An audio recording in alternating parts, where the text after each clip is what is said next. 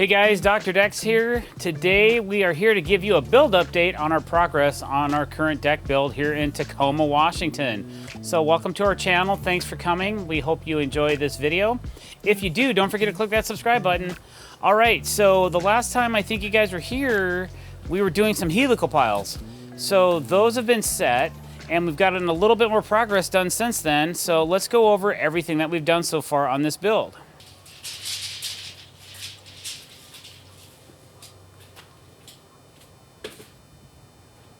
All right, so clients had bought the house. They were living in Hawaii. They had come up and met the neighbors and all that, and they went back to pack up. And the neighbor called and said, "You've got a flood in your yard." Well, apparently there was a broken water line that was just gushing water for days, and it unsettled part of the house, and part of the windows and part of the house apparently had shifted, but not enough to where it had to be raised, or apparently it was still structurally stable. So when they went to reside the house, they decided to leave it, that since they didn't have to change it, they were gonna let it be. So that's why that window is so out of whack. Okay, let's get back to the video. So over here, you'll see that we have our traditional mass core helical piles driven. Now this particular pile right here is down 17 feet into the ground. Each of these piles, we had to hit almost 5,000 foot-pounds of torque, which is around 2,500 PSI. That was really tough because we had a double helix pile that we were driving into the ground. Go back to that video and you'll see what I'm getting at. And then from there, we have a 6x6 post. There's a killer view from upstairs and actually from downstairs on this patio. So we designed this deck to free span this space, because this entire deck's going to be waterproof. So it's a 24-foot span in between posts. It's a 5.5 by 18-inch by 28-foot glue lam that we set in place on top of these posts, and that will carry the load in between these two posts. We then have another glue lam going about 11 feet with only a 9-foot span, which we could have used a much smaller beam, but it wouldn't have been so cohesive that way. So we just went ahead and ran the same beam all the way out. Now this is not a pressure treated glue lam. This is a standard glue lam that you can get. I think it's Roseboro is a company that makes them near us. We're gonna have this completely waterproof, completely dried in, and completely covered. You'll never see this beam when we're done with this deck. So with that being said, that's why we're using that type of beam. They don't even make a pressure treated beam that big that'll span that far, so we had to go to conventional methods. Once the beam was installed, then to get this, it's a 16-foot span from the house to the beam, we used 2x12 pressure treated hemlock joists, basically the biggest ones we could get, and we ran those 12 inches on center to be able to carry the span of this open space. So now they have this nice big open area that is going to be completely waterproof and softened when we're done. While we were at it, we added some mid-span pressure blocking right here, because if you don't, all these joists will not be stable as you're working on them, walking on them, trying to set up yourself for success. They'll move around so much. So we put in mid-span pressure blocking. We used some 4-inch Timberlock, Fasten Master Timberlock fasteners to lock all those together. And then to combat wobble or the deck wiggling back and forth, I installed some 2x6 V-bracing, and I Frenched it into the bottom of the frame so that it won't be disturbed by the soffit. So even though we're adding softening to the bottom of this deck, I still felt like this deck may move back and forth. So after installing the V-bracing, before we have any decking installed or anything else, this deck is solid. All the side and X bracings off of it, off the post, and this deck does not wobble back and forth, it doesn't move. It has some deflection, as it's designed to have. The beam is actually crowned to combat deflection.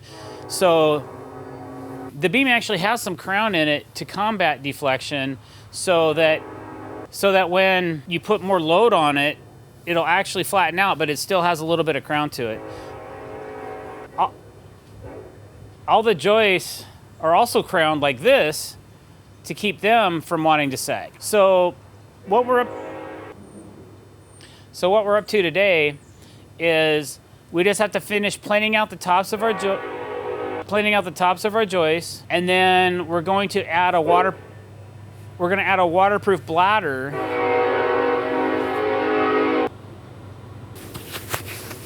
We're gonna add a waterproof bladder to the top of this entire deck.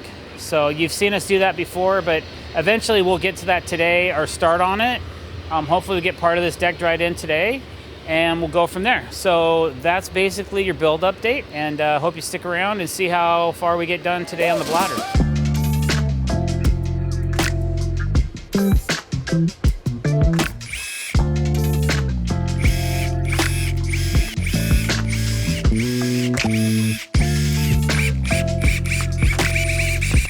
Isn't that crazy that I grabbed the exact amount of screws I needed? That always happens every once in a while.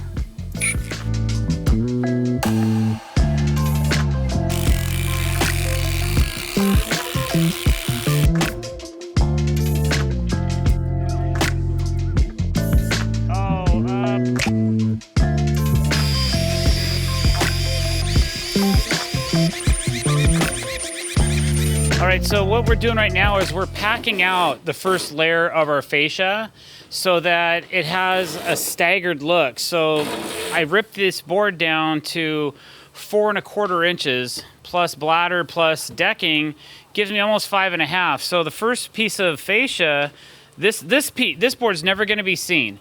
So, but what it does is it allows me to bring my bladder over the top of it and over the front of it so that it can drain properly and not get the beam wet, and it'll create a drip edge for this so the water has a flow, a place to go, and instead of going on the inside or somewhere that I don't want it to, it's gonna go to the outside and keep the beam dry. So it's a really important step that we're doing.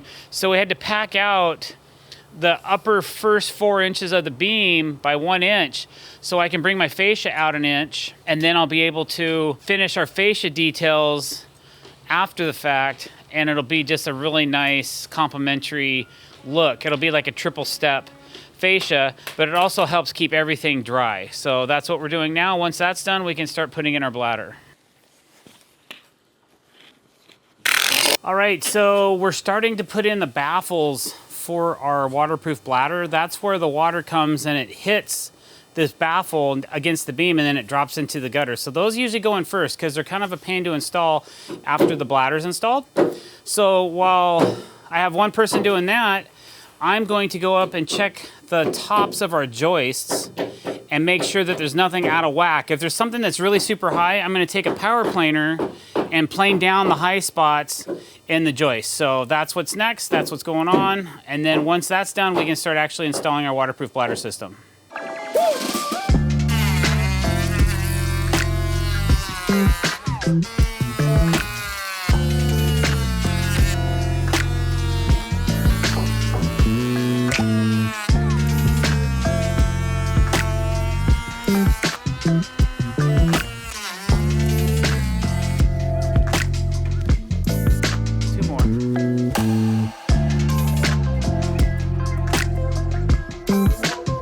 So look at, okay, so you hold it all the way at the house. I'm gonna go ahead and put a couple staples in it.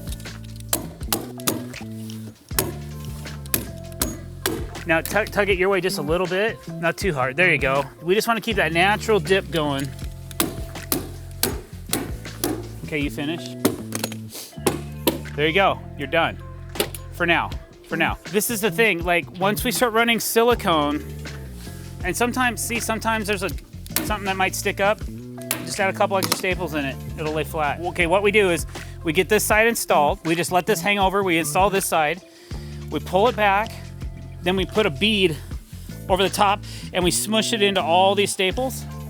Then we lay it over, nice, we smooth it all out, and then we staple it again.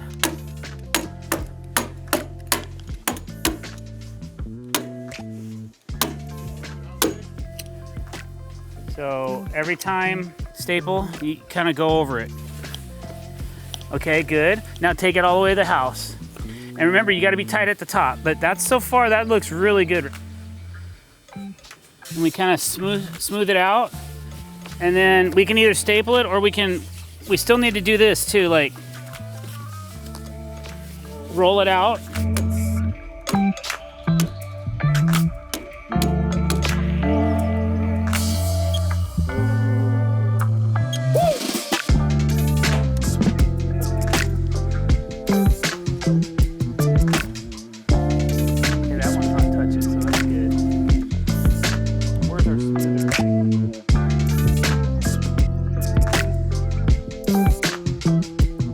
right, guys, thanks for watching. I really appreciate it. If you like what you saw today, don't forget to click that subscribe button. Check it out. We're dry right now. It's coming down raining, but I can stand right here and stay dry for the rest of the day. That's probably what I'm gonna do. So hope you enjoyed it, guys. Have a great day. Thanks for watching. Tell all your friends. Don't forget to click subscribe. Hit the bell icon every time you want to be notified we're putting out fresh content. Over and out.